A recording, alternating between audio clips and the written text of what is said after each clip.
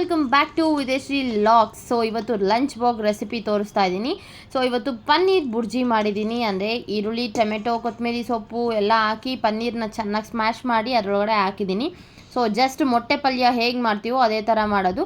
And ಬಾಕ್ಸಿಗೆ ಮೊಳಕೆ ಕಟ್ಟಿದ ಕಾಳು, ಸನ್ಫ್ಲವರ್ ಸೀಡ್ಸು ಮತ್ತು ಪಂಪ್ಕಿನ್ ಸೀಡ್ಸು ಎಲ್ಲ ಮಿಕ್ಸ್ ಮಾಡಿ ಹಾಕಿದ್ದೀನಿ. ಸೊ ಪ್ರೋಟೀನ್ಸ್ ಸಿಗುತ್ತೆ ಆ್ಯಂಡ್ ಪನ್ನೀರ್ ಕೂಡ ಪ್ರೋಟೀನ್ ಆಗಿರೋದ್ರಿಂದ ಒಳ್ಳೆ ಲಂಚ್ ಬಾಕ್ಸ್ ಆಗಿರುತ್ತೆ ಇವತ್ತು. ಆ್ಯಂಡ್ ಮಜ್ಜಿಗೆ, chapati is ready. Carbs, proteins ಮತ್ತು ಫೈಬರ್ ಎಲ್ಲ ಇದು ರಿಚ್ ಆಗೇ ಇದೆ ಇವತ್ತಿನ ಲಂಚ್ ಬಾಕ್ಸಲ್ಲಿ. ಆ್ಯಂಡ್ ಲಂಚ್ ಬಾಕ್ಸ್ ಕಟ್ಟಿದ್ದಾಯಿತು. ನನ್ನ ಮಧ್ಯಾಹ್ನದ ಊಟಕ್ಕೆ ಗೋರಿಕಾಯಿ ಪಲ್ಯ ಕೂಡ ಮಾಡಿದ್ದೆ ನಾನು.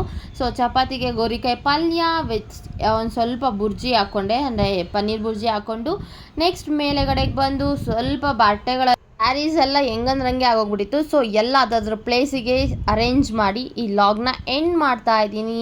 Thank you for watching this log.